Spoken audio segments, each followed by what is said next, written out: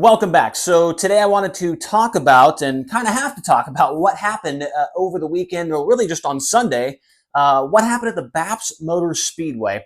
Obviously, everybody probably knew this video was coming. I mean, it's probably the biggest storyline in sprint car racing right now, and that is, of course, Ashton Torgerson getting a win in the Shark Racing 1A this weekend against the Posse, his second night ever in the car.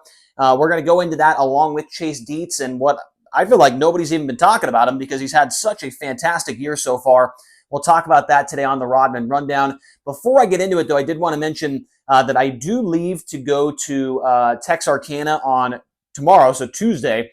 I will have a video out tomorrow, but then after that, the daily uploads are going to be slowing down, obviously, be on the road. This is going to be the busiest month of the year for High Limit. We've got like 16 races or something in 30 days. So I will bring the mini whiteboard with me in case any crazy breaking news happens. I might do a video here and there on some off days, but the daily uploads will not be happening because I will be traveling a lot over the next month. Just wanted to let you guys know before I left, and I wanted to make sure I said something. So yeah, so let's get into this video here. So Ashton Torgerson does the unthinkable, and that's the best way I could put it, because going into this weekend, I think a lot of people were skeptical, including myself. I wasn't, getting on social media and saying and bashing Ashton Torgerson by any means, because I don't think that's the right thing to do. But I was definitely skeptical of what he was going to be able to accomplish this weekend in PA. All of the tracks, all of the races he ran, well, I guess he only ran two because Williams Grove rained out, but I think Port had high 30s in car count, and 38 if I can remember off the top of my head, and Baps had 43. Now, I'm not going to talk too much about Port because things didn't go very well for Torgerson there.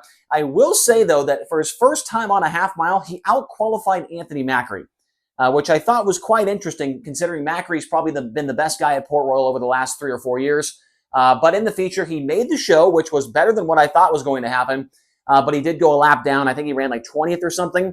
And so, after that, everybody was like, okay, that's kind of what we expected, right? 20th, didn't think he was going to make the show, but he ran 20th. Good. I mean, kept the car in one piece, all that stuff, right?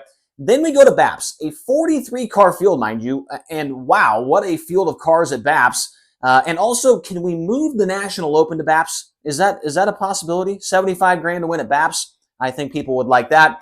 But Torgerson goes in, his 25th ever 410 sprint car start, against a 43-car field, his second night in the 1A, his first time to the Baps Motor Speedway, and he goes in there and beats a 43-car field with all of the best guys in PA there. There was the only guys I could think that were not there was the 69K with Ryan Smith, Logan Wagner was not there, and Justin Whittle wasn't there. Those are the three guys that I feel like were missing from the field that Ashton Torgerson did not beat in this race. And I did want to mention this as well. I mean, he did not luck into this. He did not luck into this win. If you did not watch the highlights on SprintCarUnlimited.com YouTube page, you need to go watch. Number one, it was a great race. And number two, Ashton Torgerson drove the wheels off this thing. There was one moment when he came off turn 4. I mean, he was kind of out of control a little bit here and there.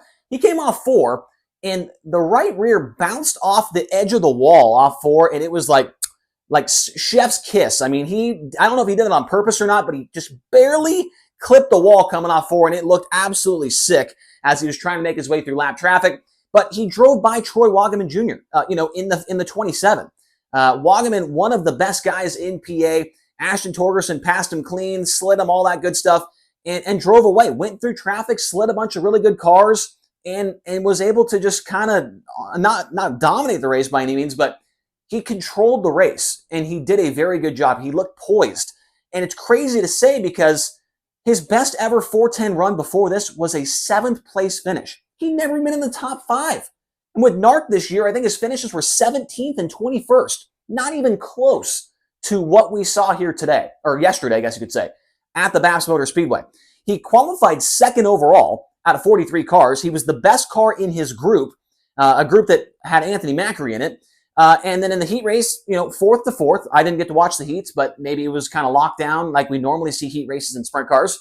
And in the feature, he drove from 4th to 1st and got the win.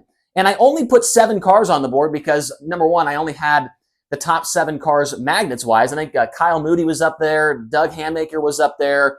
and one other guy, I think maybe Cody Hartlaub was up there as well. But he beat Chase Dietz, Danny Dietrich, Lance DeWeese, Anthony Macri, Troy Wagaman, Brock Zierfoss. I mean, these are not easy guys to beat that he was able to outpace the entire way through. I mean, 4th to 1st, Dietz was 3rd to 2nd, Dietrich 14th to 3rd. You have to think if maybe he started up closer to the front, he could have won this race. Lance DeWeese 8th to 4th, Macri 9th to 5th, Troy Wagaman 2nd to 6th, and Brock Zierfoss 10th to 7th. So, I mean, Ashton Torgerson did not luck into this race. It's not like it took rubber on lap 2 and he just ran around the bottom the whole way. It wasn't like 3 guys wrecked in front of him, battling for the lead and he was the last one standing. He drove a perfect race here at BAPS and drove away to get the win. And so after that win, it was announced earlier on today. I saw this from Master Gassers on Twitter. I don't remember. I didn't look to see if Torgerson or Shark Racing posted this, but Master Gassers said that that Ashton Torgerson and Shark Racing are now going to Eldora Speedway for Let's Race 2 with the Outlaws on Friday and Saturday. So definitely going to be jumping up to a little bit more competition, and I expect him to win. I'm just kidding. I don't expect him to win at Eldora. But I would think that after what he did this weekend, made the show at Port, won at BAPS, he should be able to make the show. We know how good the 1A gets around Eldora Speedway, especially on the bottom of the racetrack. So I would expect Torgerson to make the show there. I don't think he's going to make headlines or anything like that. But I also didn't think he was going to make headlines this weekend.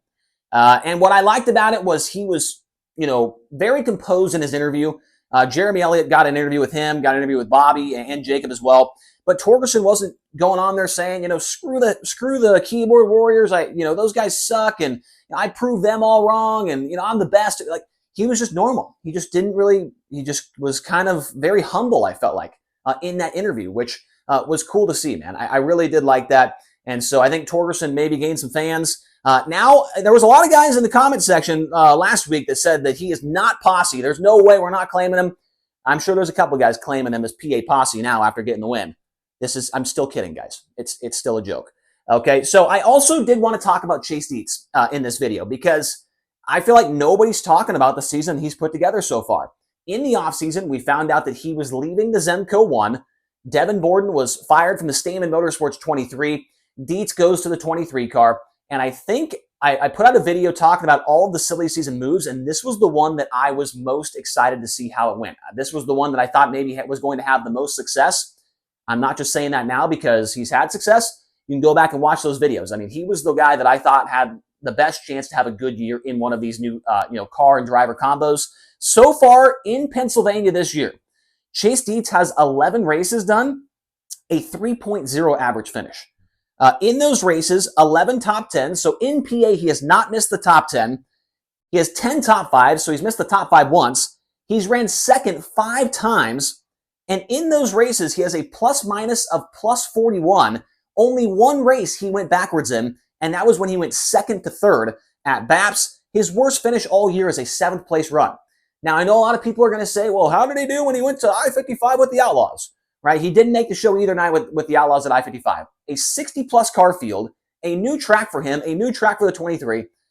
I think that they would have liked to make the show, obviously, and that would have looked a lot better.